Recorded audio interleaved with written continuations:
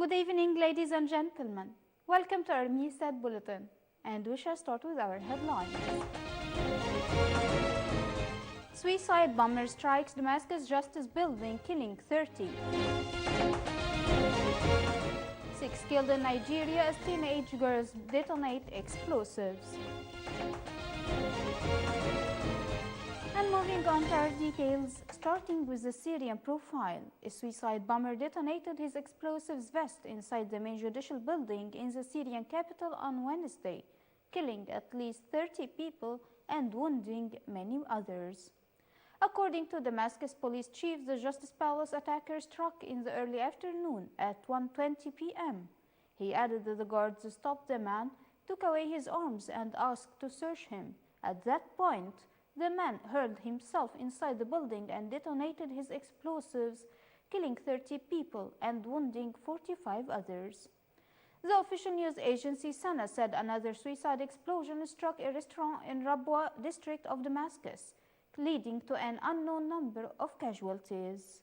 On another front, Syrian rebel representative and officials from Kazakhstan's government offered conflicting information on Wednesday as to whether Syria's armed opposition groups would end their boycott and attend talks with the Syrian government in the Kazakh capital, Astana. Russia's Interfax news agency quoted Kazakh Foreign Ministry spokesman as saying that the talks had been extended and some rebel groups had agreed to take part. However, two rebel officials immediately dismissed the report. Meanwhile, a government delegation led by Syria's UN ambassador Bashar al-Ghafari began meetings on Tuesday with the Russian officials in Astana. In Egypt, hundreds of school children admitted to hospital in suspected mass food poisoning this week. Egypt's health ministry said the outbreak involved 2,262 children in 8 schools in the southern province of Sohag. They developed symptoms after eating school meals provided as part of a government food program for school children. The ministry statement late on Tuesday said most of those admitted to hospital have been released. Moreover, samples of the meals were being analyzed to ascertain the cause of the suspected poisoning. And going to Africa, at least 6 people killed as 14 teenage girls detonated explosives worn on their bodies on the outskirts of Maiduguri city. The National Emergency Management Agency said the blasts early Wednesday in the Borno state capital killed the 4 bombers and 2 others. They also wounded 16 people. The statement also said the blasts occurred near Muna Garage, a common target of Boko Haram extremist attacks in recent months. From another aspect, suicide bombings by teenage girls trained by Boko Haram insurgents have become a strategy of the extremist group in the past couple of years. On to Mogadishu, British Foreign Secretary Boris Johnson has arrived for a surprise visit to Somalia and is holding talks with the country's new president.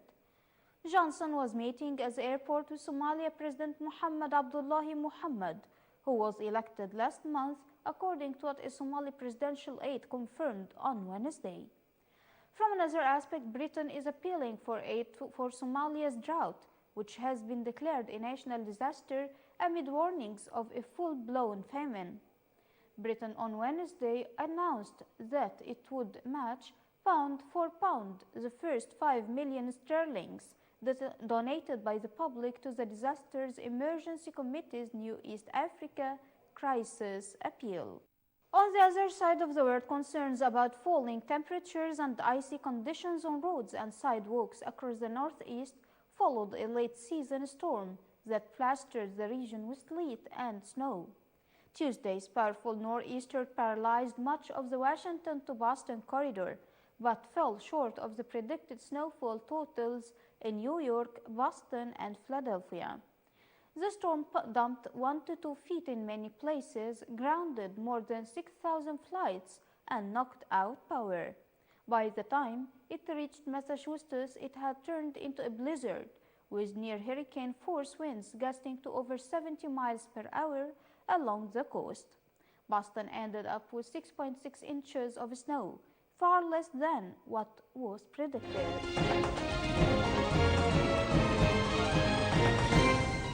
And moving on to our economic news, the stock markets in Europe and Wall Street futures eked out modest gains on Wednesday ahead of an expected interest rate increase by the US Federal Reserve.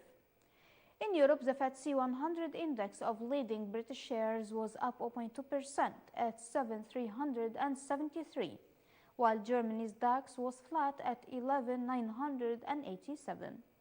The CAC 40 in France was 0.1% higher at 4,978. Wall Street was poised for some gains at the open too, with Dow futures and the broader S&P 500 futures up 0.2%. Japan's benchmark Nikkei 225 stock index lost 0.2% to close at 19,577.38, and the Shanghai Composite Index recouped early losses to rise 0.1% to 3,241.76.